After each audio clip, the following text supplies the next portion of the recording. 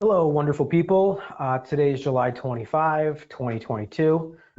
I hope you're enjoying a wonderful summer and you're on the beach right now with your toes in the sand and you've got your mobile in your hand and you're watching this webinar because it's the only thing that can go better with your summertime is learning how not to defend a wage reconstruction case in New Jersey.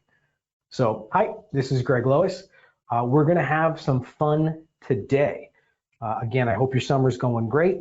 Today I'm going to talk to you about how not to defend, how not to do something. And I got to tell you the truth, I've seen some kooky cases come in my door in the last few weeks. I have some cases pulled from prior defense counsel. One where there were multiple reopeners in a leg case over a period of years. And I'm like, how are you getting reopeners in something that should have been Section 20 so long ago? And the other thing we're seeing is this rise of reconstruction demands in New Jersey workers' comp case. So how do we deal with that? And I want to talk about what I think are the do's and the don'ts when you're talking about wages. So I'm going to explain what is wage reconstruction. We're going to talk about the theory behind wage reconstruction. I'm going to talk about when are the times you have to do it or when it is actually appropriate to do wage reconstruction. I'm going to talk about when you should never agree to wage reconstruction and the times you should be pushing back against it. I'm going to look at a case that came out 2 years ago, the Target case, where really it's like a masterclass in how not to do it the right way. And I'm going to answer any questions you have. So please understand this is completely and totally live. You're spending time with me. I want to spend time with you. I want to make this valuable for you and useful. So please feel free to reach out to me with any questions you have. It could be about wage reconstruction, or it could be about any other topic in New Jersey workers' compensation law, and I'll be happy to answer your questions. I will say your name just so you know that I'm reading your question. I will then read the question. I'm only going to say your first name.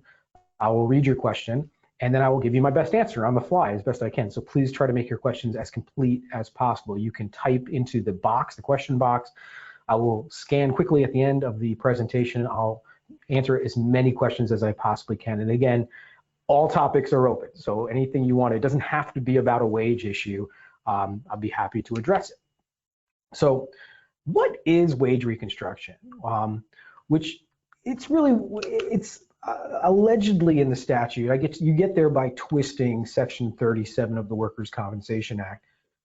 And there is case law that says reconstruction can work for or can be done for permanent partial disability. Now, wage reconstruction is the idea that the person who was employed and got injured at work didn't work a full week or was a part-time employee, and that is not going to fairly compensate them for a permanent residual disability. Now, to be very clear, we don't do wage reconstruction for temporary disability in New Jersey.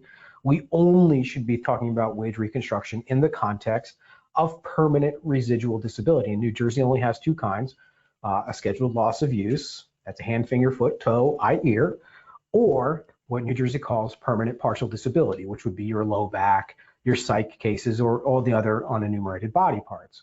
So the statute is been twisted really to find that wage reconstruction can be done in a permanent partial disability case, and it should only be done in those types of cases.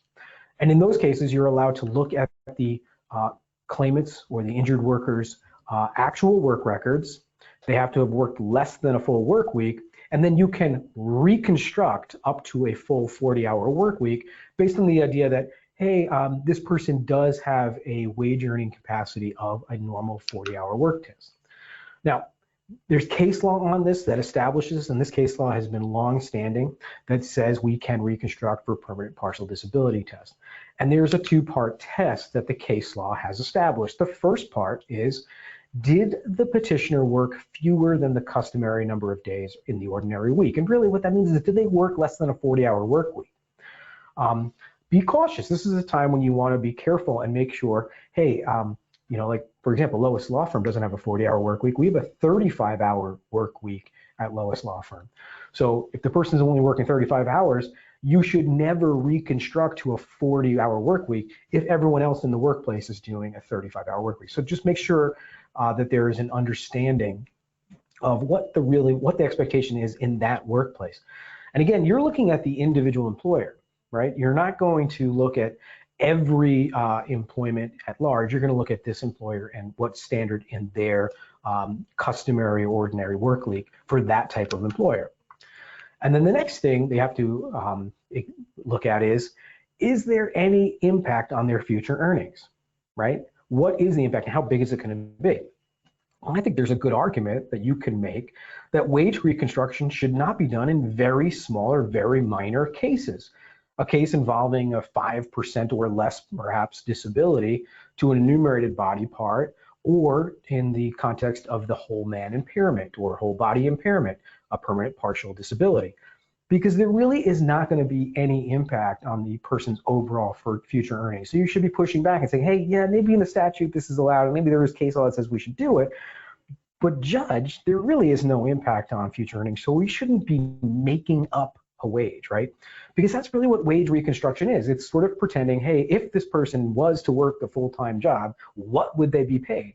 And oftentimes when we're dealing with wage reconstruction, you're looking at people who on purpose are choosing not to have a full-time job because they have other obligations or just don't want to have a full-time job. So there is case law, and the leading case on this is called Katsoris, which says that you have to look at the person's overall circumstances, right? Is the person, for example, in a part-time job because they're in school full-time, or they've got something else going on that they're volunteering somewhere else? Obviously, there's not going to be an impact on their full-time wages, and for that reason, wage reconstruction should not be done. Now, wage reconstruction is appropriate in certain cases. Again, where the employee is working less than full-time for that same industry, and where the injury does diminish their future earning power. Again, that's up to the petitioner to demonstrate. So this isn't something you necessarily have to concede on. We've argued reconstruction cases and won in New Jersey. So just because the judge says, oh, I don't like this, I think you should reconstruct, blah, blah, blah, you go, hey, judge, but look, there's facts here and there's reasons, and there is plenty of case law on this topic. So, this is something that you can push back on. Now, the funny thing in New Jersey is there are two cases on wage reconstruction. Both involve newspaper delivery people. In the Torres case, the petitioner was a newsboy, and he had a 15% loss of use of his one hand while delivering a newspaper. And again, reconstruction was particular to that employment and that type of job and the impact on that individual employee, right? So you've got to look at these cases individually, and you've got to think about, hey, is this one that we should push back on or not? And again, this is going to require a little bit of understanding about the industry and a little bit of understanding about the employer to determine whether this is going to make a difference. It will always have a huge impact on the overall award, because remember, the maximum award in New Jersey is going to be based on 70% of the state average weekly wage. And so be thoughtful. In New Jersey, as a statute, where as the percentage of disability increases, there's a very large increase. It is not linear. It is not flat like some other states. As the percentage of disability increases, the amount of compensation increases significantly. And again, that's going to be based on the average weekly wage. So be mindful of the type of impact this is going to have on your case, and that's when we should challenge it. Now, you should always challenge a demand for wage reconstruction in cases involving temporary total disability, where the claimant's attorney is coming into court and saying, hey, judge, this person worked 15 hours a week here, and when they're receiving their temporary total disability, they're only going to get $120 a week. Judge, this is unfair. They can't live on that. You say, I'm sorry, but there is no wage reconstruction for temporary total disability. It just doesn't exist, right? There is a current minimum in place of $258 a week, so be thoughtful about that. Also, you should challenge wage reconstruction anytime the petitioner can go and get full-time employment somewhere else. You know, so much of the New Jersey statute, because it is a whole man impairment state, the claimant does not have to demonstrate wage loss. Well, they do if they are asking for wage reconstruction in a permanent partial disability context. And for that reason, you should be pushing back and saying, Judge, look, they're working full-time, full duty for somebody else. They're not due reconstruction in this case. That's the argument against it. How can you fight that if they are not working somewhere else? Well, in significant cases, and I'm looking at cases with large exposures or perhaps death cases where reconstruction is an issue, consider using a labor market expert. It would be worth it to retain the expert and obtain a report, particularly in a death case or a significant case, so that you can push down or cram down the overall exposure value. Now, a little bit of fun, the what not to do case. That's our Calero versus Target case, which was decided recently. Some of the basic facts: the difference between what the claimant alleged for reconstruction and what they were actually earning was about $200 a week, right? It was settled in 2016 for 25% permanent partial disability, and the average weekly wage was stipulated to be $276 a week, and that yields a pretty low permanent residual disability rate. Then they get a new attorney who says, wait a second, you should have been fighting for reconstruction. They filed a reopener just to seek wage reconstruction, which would have doubled the award. And the award would have gone from about $270 a week to about $460 a week based on the reopener.